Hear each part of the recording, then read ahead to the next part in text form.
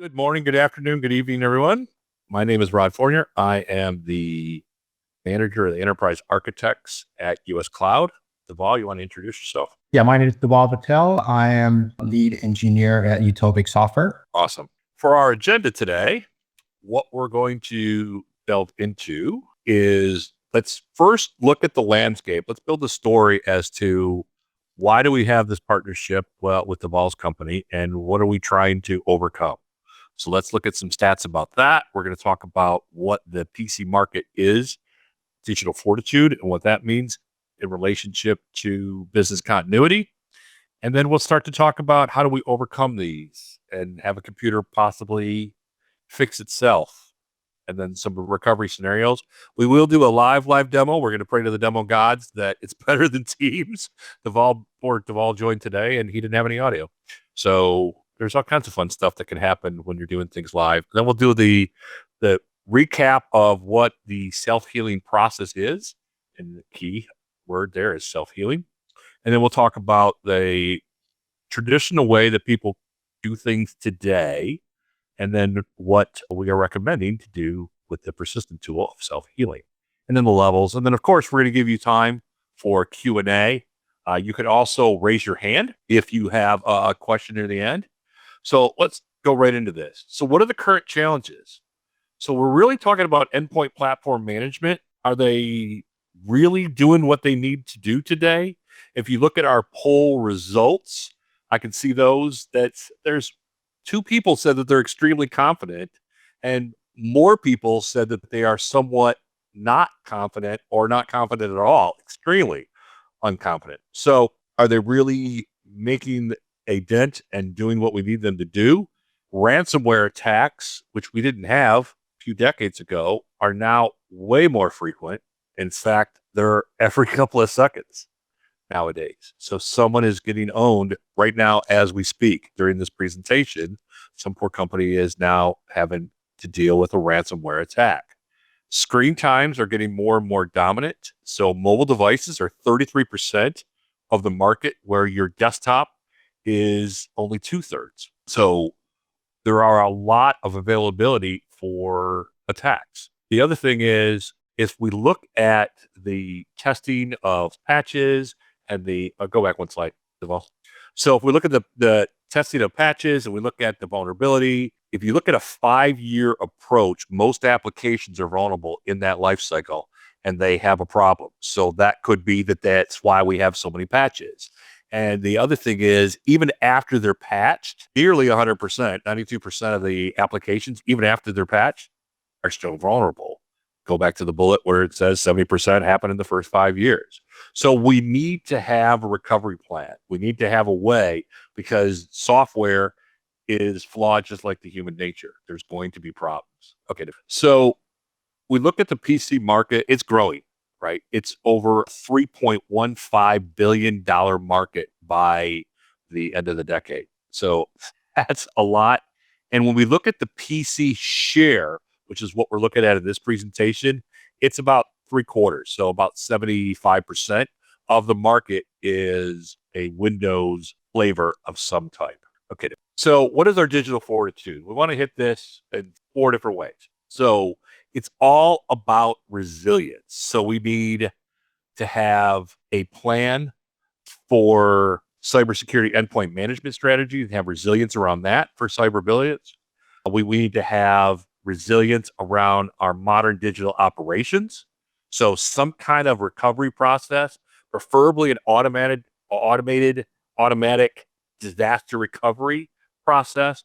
We need to have some kind of resilience when it comes to protection of our endpoint, whether it be CrowdStrike, Defender, SentinelOne. You can just keep naming the list down the line. But the problem is sometimes those policies need to be tweaked, and so we don't have complete compliance with the endpoint protection management. We need to have better resilience there.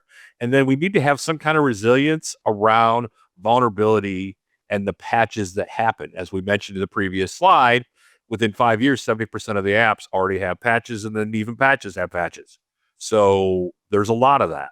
The other thing is corporations, as you know, a lot of you do stage patchy. So you don't do them right away. So the average company is 3 months to 9 months out from a patch release. So that can be an issue, right? So those patches may not be available for a long period of time, and that vulnerability persists. Next slide, Deval. So how do we overcome these challenges? So what we're going to look at is a staged approach here. So we're talking about maintenance of all those endpoints. How do we maintain, obviously, driver updates, patches, try to get around blue screens, everything else? That is one of the big disruptions inside of organizations. So we have to worry about that. We have to worry about timely restorations. How long does it take you right now to recover from an outage, whether it's one machine or 10,000 machines? How do we maintain our business continuity? And the industry compliance, there are, dependent on your vertical, whether it's healthcare, retail, the financial world, there's all kinds of compliance issues that we have to, and rules that we are engaged at. So what we're going to talk about today is having an automated recovery process that you can document and put out through your full ecosystem and help the end users meet maintenance, timely restorations, and industry compliance. Next slide, Deval. Okay. So the big question is, can computers fix themselves? Right. So I'm going to put up an instant poll. So I'd like to know, with a thumbs up, do you think a computer is smart enough to fix themselves? And all you have to do when the poll comes up is give it a thumbs up or a thumbs down. So we recommend to have an innovative, fully operated solution that even self-healing, right? That's what it means for a computer to fix itself. Can it restore the operating system and get back its information and get the user back up and running in a timely fashion, whether it's off of a pre-boot and to get there quicker, or on the network, off the network? It should be able to have the ability to fix itself. Okay, Deval. All right. So what could happen? I don't think I need to spend a lot of time on this one. Life can happen. So we had recently the CrowdStrike. Everyone's probably aware of that, the blue screen incident that literally affected the whole planet. Ransomware or variants of that. There could be malware. There's different names for the same thing. Some of your PC is not something that you own. Somebody else could take control of it. You could have a failed software update, a bad patch. There could be a driver update. The list goes on and on and on. It could just be that you made a mistake and did the wrong config to somebody, and their machine is toast because of that. So let's go ahead to the next slide. So what we're going to do now, and we're going to pray to the demo gods, we're going to do a live demo. So Deval, if you could bring up your virtualized machine. So what we've got here is, it looks like you got a virtualized machine. So let's go into Google Chrome, and you may or may not be aware, but if he types in the word time, it will tell us, and I'm in the Eastern time zone, and so is Florida. So we are live. This is about as live as it gets. So we're trying to prove that with this. Can you bring up the specs so that everybody's aware of what this virtualized machine is? So he's got a PC, and then what are the specs of this VM? So what we have is the Windows 10 professional machine. It has a 4 gigs of RAM. We have 128 gigs of storage. It's a Hyper-V machine. And the reason we're using Hyper-V for our demo purpose today is that when we do the self-healing of the system, you will be able to see reboot of the OS, how actually the self-heal occurs on the system. And obviously, we also have taken a snapshot using persistent, and the purpose of the snapshot would be to self-heal the system. And the snapshot size for this machine is about 22 gigs. Okay, perfect. Let's go into, go ahead and downsize that. Let's go to Adobe Reader now, and we'll bring up our script. Okay. So what's that? Oh, yeah. It says it's missing or cropped. It was just open. The PDF marking was just open. Go back to Google Chrome, and let's see what's going on there. So we'll go back to, so Google's missing. So this must be a Microsoft update that made Google go missing, because that's probably something they want. Let's just check the registry real quick. Okay, let's open up the registry. Open that last. So it looks like you got owned. Can you go to settings? Can we troubleshoot this machine at all, or are we toast? Yeah, let's see. Let's try to open up settings and see if we can see. Oh, yeah. Can anyone open up all settings? All right. So this is your demo machine. Do you have the ability to do some kind of self-healing? Have you set that up on this one? Yes. So what we have done is we have set up automated self-heal on the system so that if we reboot the system, it will automatically self-heal this machine back to its original state. There are two ways to do it. The way we have done it on this system is that every time the device will restart, it will perform self-heal. And the second way to do it is on demand. So only when there's an issue on the system, you can schedule self-heal on the device. All right. So let's go ahead and reboot it then and get the demo back on track. And then we can talk. Thanks. Do that. I'm going to go ahead and restart. I mentioned this was live, right? I kind of showed that with Google and the time. All right. So your Hyper-V is rebooting. So what are the scenarios that you would use self-heal in? Obviously, this was already pre-staged on this computer, and now the user got some kind of compromise. We don't know exactly what it was at this point. We need to do some forensic analysis, but now the machine's rebooting. It looks like it's going into some kind of software.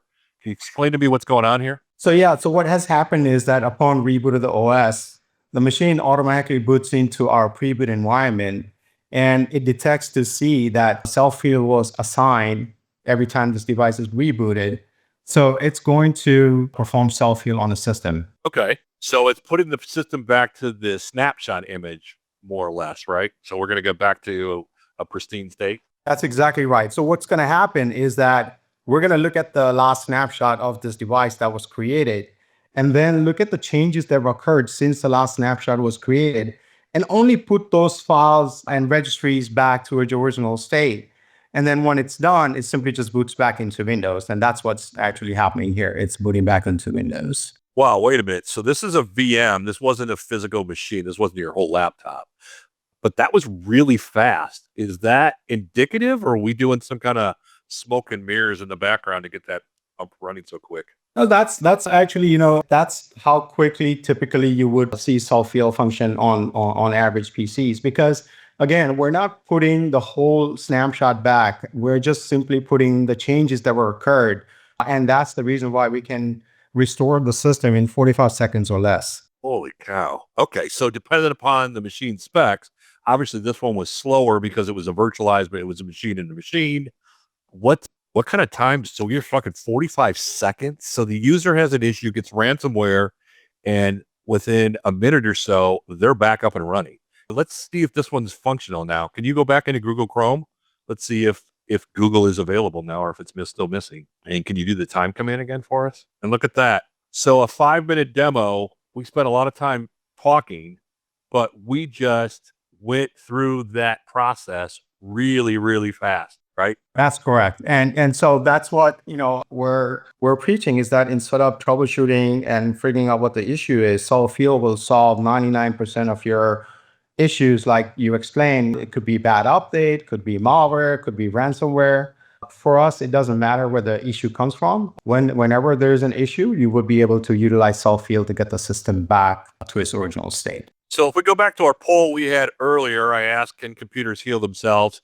And there's 26% of you that thought they could not. This computer, the end user, if I just saw this right, had a problem, simply did a reboot, and the system rebooted and put it back to the pristine snapshot state, and they're back up and running. Is that a correct assessment of all? That's exactly right. Okay. So I think if we did that poll again, I would hope everyone would suggest that it was a thumbs up and then 100%. Let's go back to the slides. So let's do a recap of what you just saw, because that was way too fast. Yeah, and I would like also to show everyone that, not just Google, but let's open up, the other applications, registry, settings. And as you can see, everything is opening up and we don't see any of those messages anymore. So obviously this was a staged demo. When he clicked on the settings to show the specs of the machine, we had a malware bug in the background that got triggered on purpose. So just in case anybody was wondering if it really was a demo that went wrong. No, it was a live demo that went exactly right.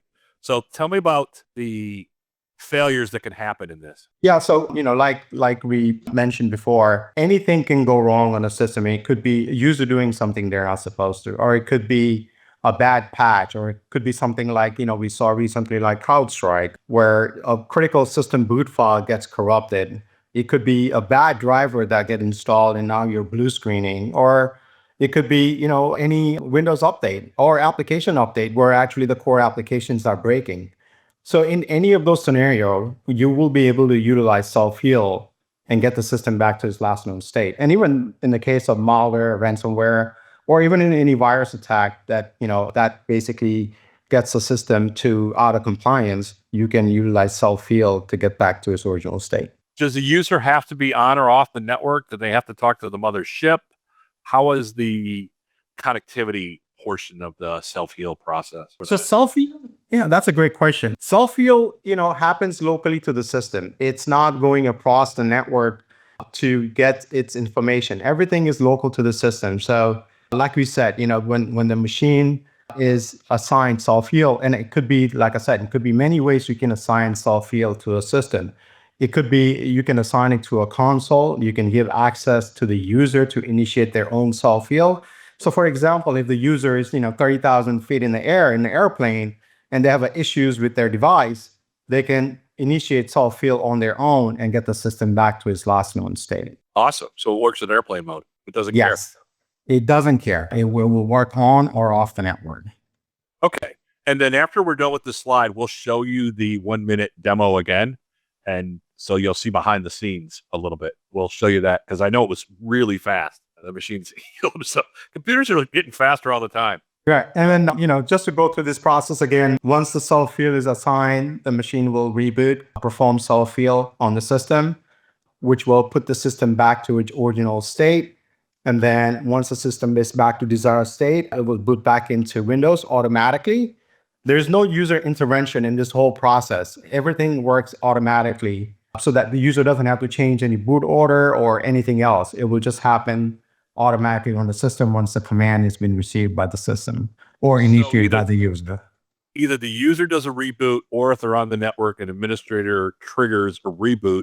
But in either case, what you're saying is there's literally no user action. They just watch their machine reboot. Then it comes back up, they log back in just like nothing ever happened. That's exactly right. Okay. So if this would have been a blue screen, if they had self-heal and an image on it, bam, they're back up and running. And I don't know, until it took us like 40 seconds or something on this stage VM. So they're back up and running in a minute. That's correct. Holy cow. Okay. And then talk to me about reporting. So how do I know that this happened, right? So if a user does this, how do I know that this even happened? Yeah, so what we do is every time a self-heal is performed on a system, we will send that data back to the console so the administrator can look at that information and analyze that data. Since we do self-heal, which is at the file level technology, we will log every single file that we had to put back on the system to get the system back to its compliant state. And then using that report, they can basically do some analytics to figure out, what were those changes that happened in that system. Okay, let's do the demo again and talk through it, and then we'll answer some more of the questions as we go along. So if you go back to your VM, let's show them, we have a program called Bug Zapper, and it gets called with a batch file by hitting that Adobe file on the bottom. So Bug Zapper is the program that causes our compromise in the system. But it could be literally, like you said, Deval, this could be a blue screen, a bad driver, something tragic happens, right? Yes, anything. Yeah, so any of those scenarios, we will be able to self-heal the system back. So let's go back to Chrome. You ran Bug Zapper. If we go into Chrome, is that going to be owned at this point? Yes. So it should, as you can see, that everything is missing or corrupted. I just love seeing that Chrome is missing. It's just the Microsoft in me just thinks that's hysterical. And then obviously, if we open up Adobe as well. So basically what's happening is toast. Yeah. Right. So basically what's happening is that the type of malware that's, it's running, it actually is encrypting files in the background. And then if a user tries to initiate any process, it will quickly interject and it will basically encrypt that file so that when you launch it again, it's not going to be there. And it's basically, it's fully encrypted. So the system is going to basically not work the way it's supposed to. So, for example, if I try to open up registry, as you can see, it was trying to opening it, but the malware actually interjected and then it basically deleted or encrypted that exe. So now it's not there. All right. So that at this point, the user's on an airplane or wherever, in a hotel lobby and they just simply reboot, right? That's their interaction. That's all they have to do. That's all we have to do. Let's go ahead and reboot and watch that process again. So I'm just going to go back, restart. So your software is embedded into the post process, basically. So when it does a power on self-test, then it triggers the healing process here. Yeah, so what we have is on the system, we have our own partition, and that's our Okay. pre-boot environment. Okay. And so when the system restarts, it's actually booting to that pre-boot environment on that system, which is a separate partition. And once it boots up, it will detect if there were any tasks or schedules that were assigned to do. In this case, we have a set of policy to self-heal this device every time it restarts. So it'll detect that, and then it's going to perform self-heal on the system. So go over the size again. How big was this image? So the snapshot, snapshot was 23 gigs compressed. So what we have is we have a single instance repository that we keep on that partition, and that repository is encrypted. It's encrypted, and also when you take snapshots on timely basis. So every time, basically, what we recommend is that every time you're making changes to the system, like for example, if you're applying Windows updates or application updates every week, then you would take a new snapshot of that device so that those updates are now protected. So if you're self-heal, if you do self-heal, then you will go back to that state. Okay. And then each snapshot is incremental. So it's not we're not recapturing the whole drive again. It's smart enough to detect and see what files were changed since the last snapshot. So then it will only capture the deltas and not everything all over again. Let's go back into Chrome and do the time, and let's make sure so we've just done our second restore. And then can you show us the icon in the sys tray and what options are available? Somebody asked about how often can we save this?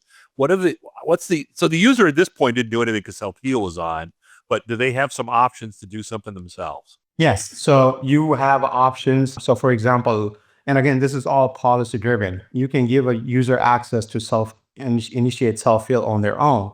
So they can utilize our agent that runs on the taskbar, schedule a task, and they can perform self-heal on the system. So they could trigger it themselves. Yes.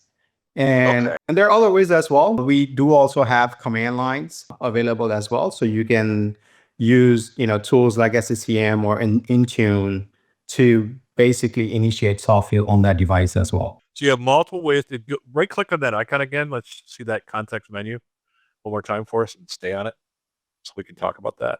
Thanks. Okay. So you're looking at the scheduled task. It uses sys, which is smart. So it's compressed and then only uses the files that it needs, doesn't duplicate files and everything. So it's got its own partition. And then from here, looks like we can do a lot of different things. So clean up the disk, we can create a snapshot, we can do an inventory. So there's a lot more functionality than just the healing process is what I'm seeing.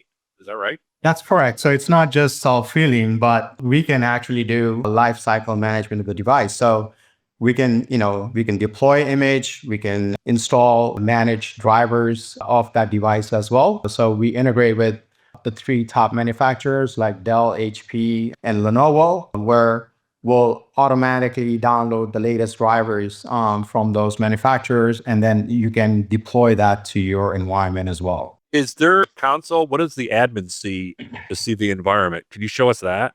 So this is the user experience, but what about okay. So here's the console. This is basically gives you the overview of the environment, what machines you have, how many snapshots you have, are they uploaded to the server as well. So when we take a snapshot, we capture those snapshots locally to the device, but then optionally, those snapshots can also be uploaded to the server for complete disaster recovery. So, wait a minute, hang on. So you're telling me that if for whatever reason that machine that you were just on, let's say it ran on a hard drive space and there was a problem with the partition, that you could then do it over the network and we could have healed that machine without having an image even on it? That is correct. So yeah, so let's say the hard drive completely died on the device.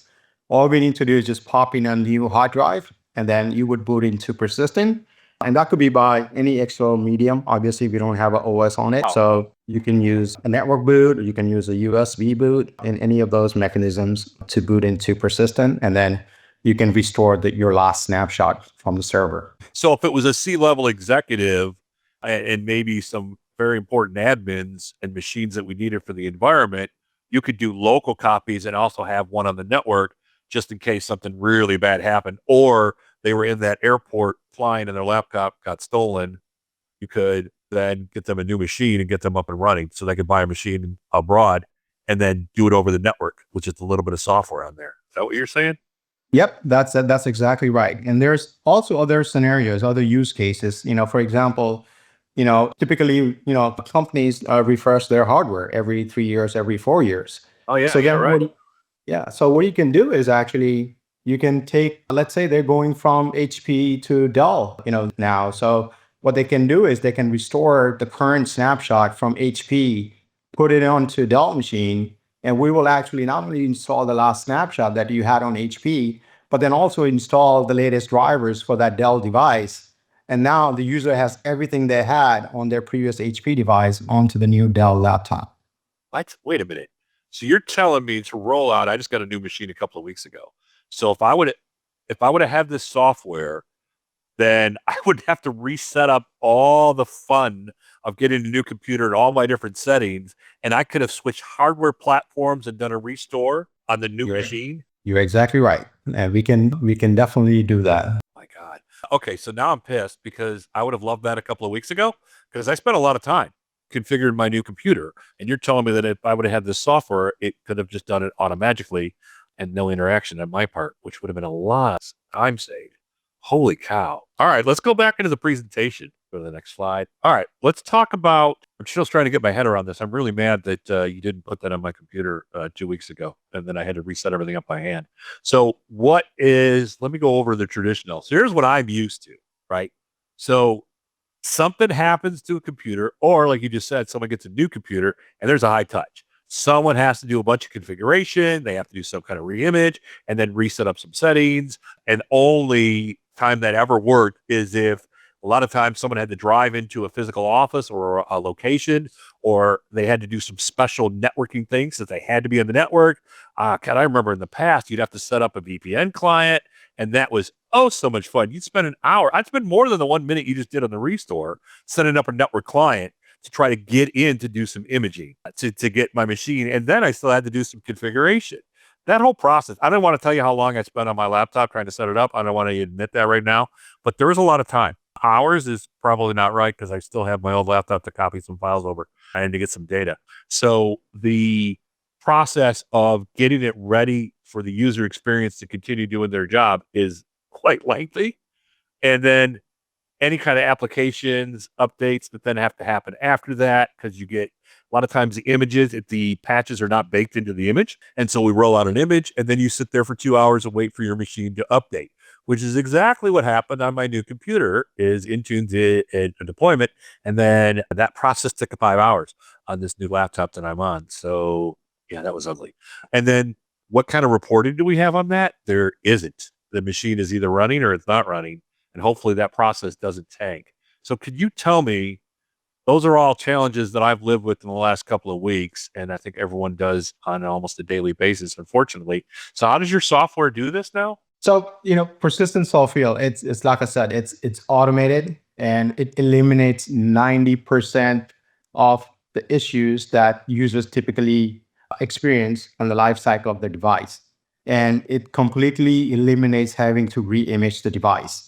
It's, like I said, it works on or off the network. So it doesn't matter if the user is on site, if the user is working remote, or user has no internet connection and they have, they experience an issue, and they can initiate the self-heal on their own. And even when the machine is blue screening, I mean, if something like CrowdStrike, right? If the device blue screens and then it goes into recovery mode, we integrate ourselves with that blue screen of Windows device, where you will see an option to initiate self-heal from the recovery menu itself. And 45 seconds or less, your device is back to its original state, back into the Windows, and it's ready for user to use with all their application, all their Windows updates. There were, basically that were installed when you took the snapshot, which at most maybe it's 1 week old compared to, like you said, in a traditional approach, it could be the goal-based image could be 3 months old. So now you have to wait for all the updates to occur on the system, where with persistent self-heal, everything that you had as far as applications and Windows updates, they're already there on the system. And then obviously you get a report of all those, file changes, like I said, which we had to put back in order to self-heal that device. Okay, yeah, I'm still stuck on that. I could move hardware platforms and get a new laptop in minutes instead of days and hours and that whole process. It takes longer to ship a laptop than it does to repair with this software because we've already done it twice in a little over a half-hour session. All right, let's go to the next slide. So, yeah, you can go. So someone wanted to elaborate on how this would work in more ransomware cases. Can you elaborate on that? The question, Yeah, can you elaborate on how this solution applies in ransomware? What's the use case for that, for ransomware? So if a device gets a ransomware on the machine, and if the user is off the network, for example, like I said, if you can utilize the agent on a taskbar, then you can initiate the self-heal from there itself. If the machine has network connection, then you can use the console to schedule a one-time repair on the system, and then you can self-heal the system. A lot of times, security would want to isolate that device, right? So they typically want to take it off the network so that it doesn't impact other devices in the environment. So typically, in that case, what I would say is that take it off the network, perform local self-heal using the agent or a command line, or even booting into Windows recovery environment, and then initiate self-heal. And then, just double make sure that, obviously the, ransomware is completely gone from the system. And then, put it back on the network when you know that, the machine is back to its original state. So because you've got the command line, you've got multiple ways to kickstart this process, right? If I understand it correctly, the user can click on the icon on the system tray and they can trigger it if it's for self-healing. They could just do a reboot and it would self-heal. You could do something from the console, and then you've got command prompts. So any of your external software that's doing any kind of health management or has an agent could kickstart the process too. Exactly right.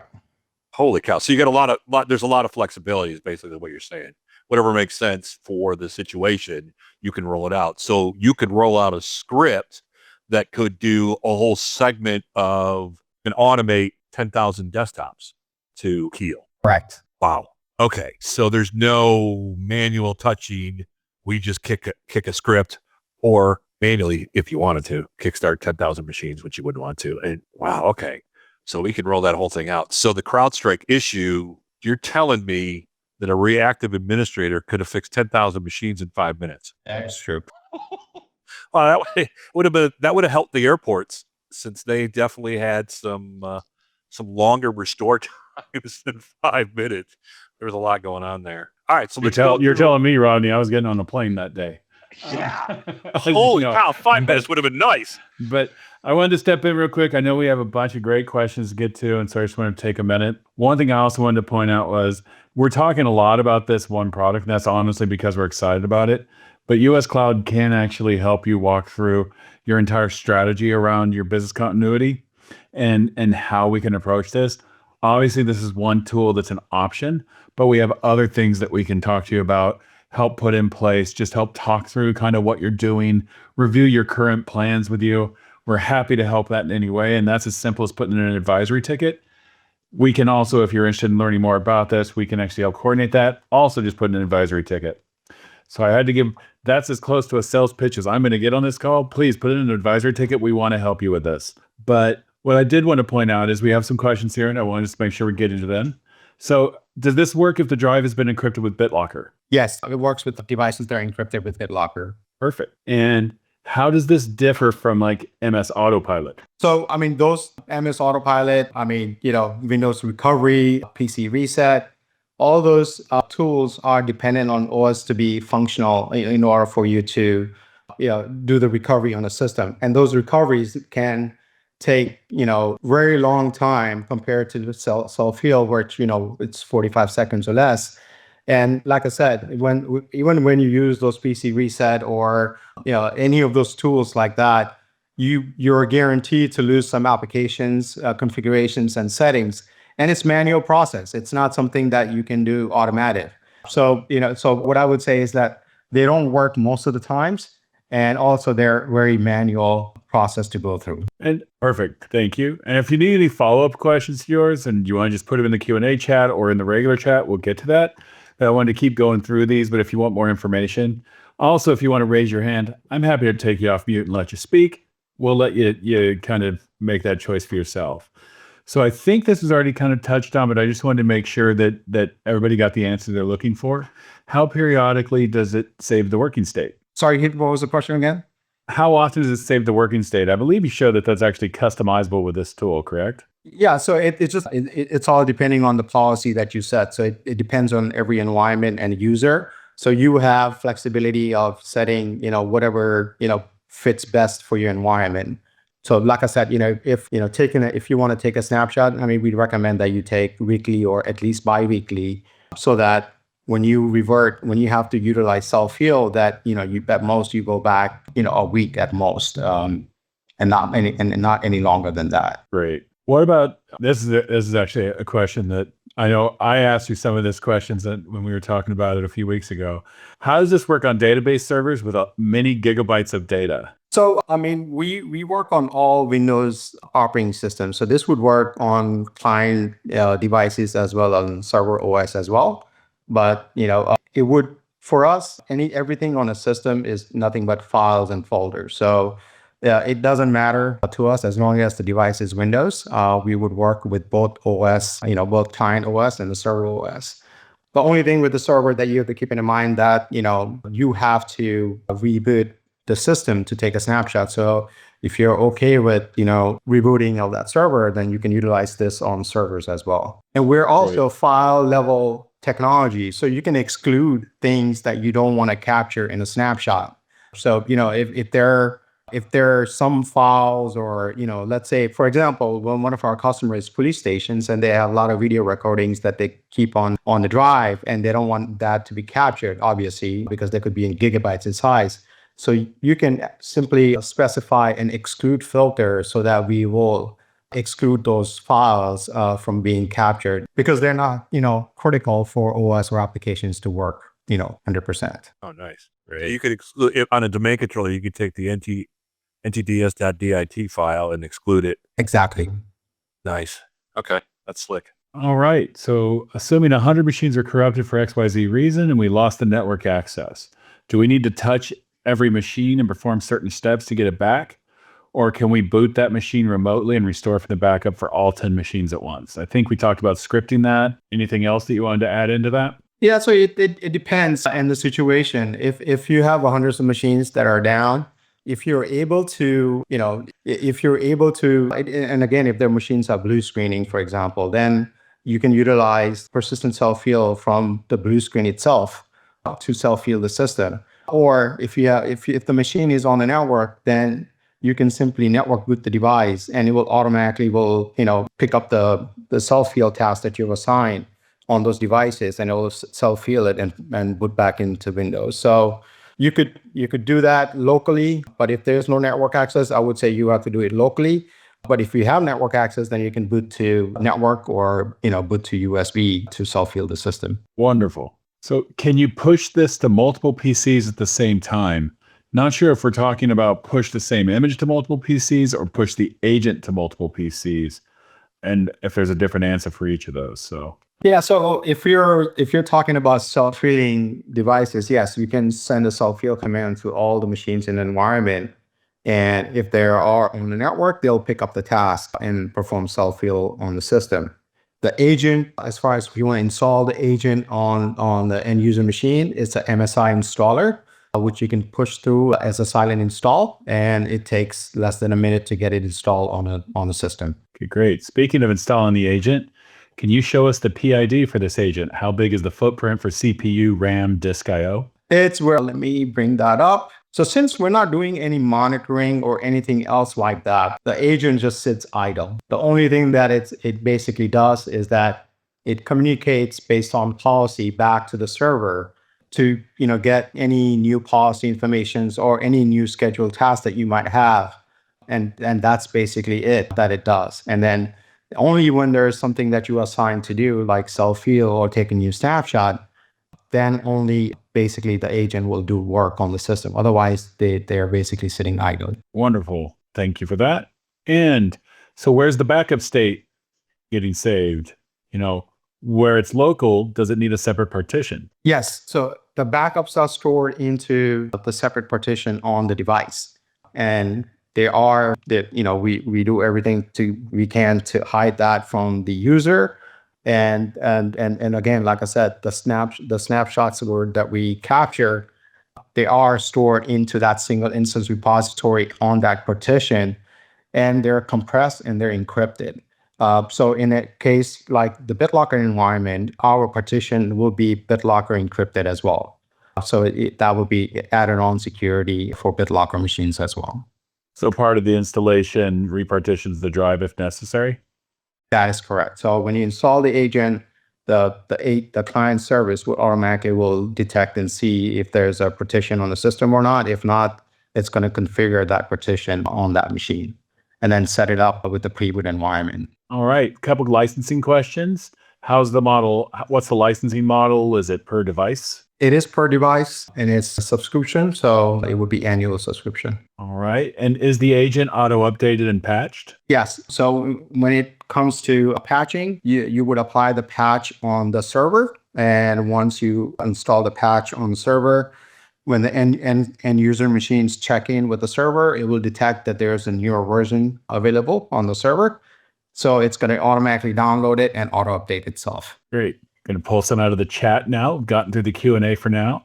Can you elaborate how this solution would apply in a ransomware use case? I know what you showed was kind of corruption, but how would it differ if it was ransomware? So, again, for us, it doesn't matter where the change comes from. When you assign self-heal to the system, we're just detecting what are those files that are changed compared to the last snapshot. So it doesn't matter to us if the file was changed by a ransomware, that it was changed by a malware, or it was changed by Windows Update, or was it changed by a user. So for us, it doesn't matter where the change came from. We'll detect that file has changed or the file was deleted from the system.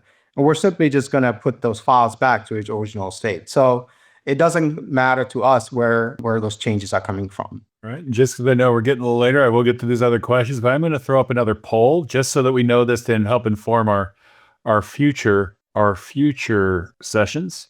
Feel free to answer that, but we're going to get back to the Q&A while that's happening. Let's see here. Righty. Some great questions here as far as, let's see. How does it integrate? Will it integrate with Intune, and in what way? So the way we can integrate with Intune in a sense is with the command line. So you can use command lines with Intune to tell Persistent to, for example, to take a new snapshot once Intune installs, for example, applications or patches. Intune can run that command line on the system, telling Persistent, hey, I just finished installing, this patches. Go ahead and take a snapshot, and then Persistent will capture the snapshot. Or you can push self-heal command through Intune using that command line, and then we can then actually self-heal the system that way as well. Great. Does it require an on-premise footprint, or is a cloud-based solution available? So it is. You can host the Persistent server on-prem, or it could be in the cloud. So it doesn't matter to us where you host the server. So it could be on your own cloud, it could be Microsoft cloud, or it could be on-prem, or it could be hybrid. So to us, it doesn't matter where the server is located. It would work on any of those situations. But it's not hosted by us. It will be hosted by customer. Okay. Any Mac OS coverage? Not so far, not today, since we showed you that most of the issues that we see nowadays is always on Windows devices, but that is on our future roadmap to support Linux and Mac OS. But today, just Windows operating systems. All right. Can it provide just-in-time privileges for the user ID needed? In what sense? Just need a little bit more information on that. If that person's still online, feel free to. I think they're asking, do they need to be admin to kickstart any of this, or is a normal user account It's a normal user account. The only thing that you're doing through console is to show them what options show up on this agent. So you control all these options through policy on the console. So this user could be a non-admin user. They'll still be able to do this. Great. If you need more on your question, feel free. Make sure it's not. Okay, perfect. That was the perfect answer. I'm going to say that was tight. All I see is attendee. What's a typical implementation timeline look like for like, say, 400 end user devices? So again, the MSI is, it's a silent install. So, you can push the MSIs through any existing tools that you have that you're using to deploy application. Typically, I've seen the agent gets installed within a second. And then the only thing that it needs to do after that is just configure the partition. And that process can take, 1 or 2 minutes, depending on the system. So I would say within, in less than 2-3 minutes, the agent will be installed, the partition will be created and configured. So there is no, you can deploy that to 400 machine at a time or 1,000 machine at a time. There's no, what I would say is there's no load on the server or anything else like that for doing that. Well, I'm going to ask a follow-up question on that. So if we look beyond just the installation of the client, though, the configuration of the console, what's a typical, from start to finish, what's a typical engagement look like? So 2 weeks, a month? I would say, so, as far as the installation is concerned on the server side install will, you can install the product in a day, because the only prerequisite that we have on the server side is the SQL database and Windows 80K, which we use for the pre-boot environment. So, those two are the two main components that we use on the server product on the server side. And then once we have the server installed and configured, and like I said, it takes less than an hour to install on the server side. And once you have the server installed, you would basically go through the policies and configure the policies the way you need it. And then once you have policies set the way you want it, and then it's just a matter of just deploying the MSI.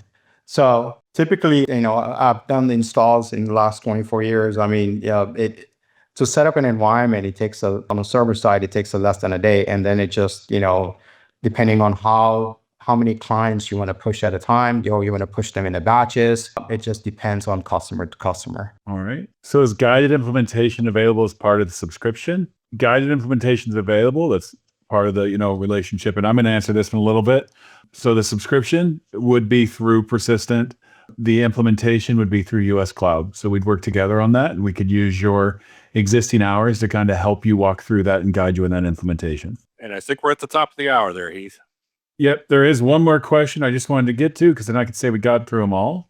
Can you take multiple snapshots that can be manually applied? So can you go, say, 2 snapshots ago because there was a faulty update, or does it only keep the most recent? So that's a great question. By default, we keep up to last 5 snapshot of the device. So you can go back to any of that 5 snapshot that you have. But you can also change the policy to keep 10, 20. I think the max is 20. But by default, like I said, it's 5 snapshots, and you can go back to any one of those 5 snapshots. So, if something, let's say there's something is wrong in the last snapshot, you can actually go back to the one previous to that, for example. And you can also do that for the whole organization. So for example, let's say, yesterday you rolled out a patch and all the machines took a snapshot out of it, but a core application broke because of that patch. So using the console, you can revert all your devices snapshot to one previous to that. And then when you do self-heal, they all will revert back to previous to that patch. I like that in the case of ransomware too, because a lot of ransomware will get into your system and it'll sit somewhat dormant while it spreads, so it can launch all at once. So you could actually go back to a point in time you knew things were kind of clean before it had an opportunity to spread. So that's actually great. Thank you, everybody. Have a great day.